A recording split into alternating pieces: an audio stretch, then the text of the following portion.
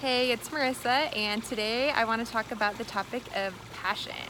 This is a topic that I've been wanting to talk about for quite some time, so I'm excited that today is finally the day that I'm in here making this video, so here it goes. First, I'll start off by saying that I think there's this preconceived notion that passion is always something that is like this driving force. It's like this thing that's all consuming, and if you're passionate about something, then it's just like it's undeniable. But a lot of times, at least in my experience, what I found to be true with myself and those that I know is that passion can start out very quiet and very subtle, which is something people don't often expect passion to look like. It typically starts off as a interest, something that you're maybe urged to go do or try or to get involved in.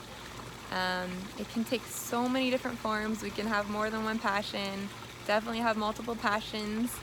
We can be passionate about things to different degrees, but it is possible for everybody to have passion, and I do believe that everyone can find their passion, but it starts by listening in, as many things in life do, right? Tuning into ourselves, tuning into our truest vibration, that part of us that is the truth. It is an alignment. It lets us know what is right for us. And so when we're wanting to discover our passions in life, it starts with those quiet whispers, those nudges, those interests. So what I mean by that is, a lot of us, we have many interests, right? And by listening to the interests that you're called to go explore, right? Because some might be louder, while others might just kind of be like, okay, like eventually I want to go try that. But tuning in and listening and really pursuing those interests, and then what happens is the more that we listen and pursue those interests, the more they grow in our life, and the more they become a bigger and bigger thing for us. And so when we follow those interests, we find passion begin to grow and begin to form, and it's kind of like a flame. So it's kind of like we might have this interest, right? And it's this little flame, and when we pay attention to it and actively involve ourselves in that thing that we're interested in, it's like that flame grows and it makes us feel good, and we're like, hey, why don't I do this more often? But then we get busy with life and we might put it on the back burner and tell ourselves, okay, I'll get to that later, when I have time or whatnot. So when we go back to it and we do this thing again, the flame, it grows brighter, it grows stronger. And then again, we're like, hey, why don't I spend more time doing this?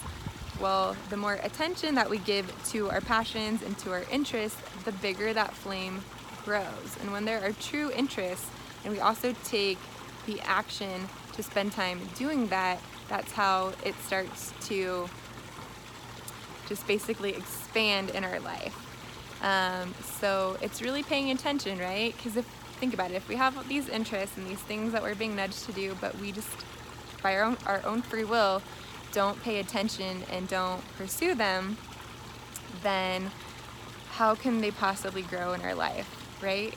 If we're not putting our attention on them and we're not making the choice to incorporate these things in our life. And that's just part of free will. We have a choice. We can listen to that internal guidance system, or we could not. And so by following those inner urges, we discover our passion. I will also say that just listening to your inner urges in general is important and is key, because while it might not lead to a passion every time, it will lead us to places we need to go. It could be something that, maybe we have an urge to start to play this, new instrument, maybe take vocal lessons, maybe we want to try our hand at acting, maybe we want to join a sports team, like, who knows, a kickball league. And we don't always know ahead of time why we're called to do these things, but what I've come to find is that when we pursue it, it basically helps us, and it can be in a lot of different types of ways. So maybe by joining this particular group, right, we unlock something in our energy that we needed to just unlock and get moving, or we pick up this new vibration and incorporate that into our field, and then we have this vibration that can help us moving forward, or we meet somebody that turns out to be a great friend or a good resource, or maybe, you know, we just met them that one time, but we admired something about their personality, the way that they carry themselves, the way that they were, and so we incorporate that into our field because we're always learning from people, right? So like I said, we don't always know ahead of time why we're drawn to do these things that we are drawn to do, but it is always to help us and to guide us. And so I will say just following those urges is key. My second tip would be to notice what lights you up. So what I mean by that is when you are doing a particular thing, or when you're even talking about a particular subject matter, for me it's anything to do with intuition, it just lights me up. I literally just love talking about it. I actually get energy from having conversations about intuition and the like, and it fills me up. So notice, you know, when you're talking about a particular subject or doing a particular thing, is it giving you energy, right? Or is it taking away energy? Because those are both big indicators of something that maybe you should spend more time doing or spend less time doing. The last thing I would say, which I found to be true, is I've heard this said before, you know, people ask the question, if you never got paid for it, what would you do just because you love doing it?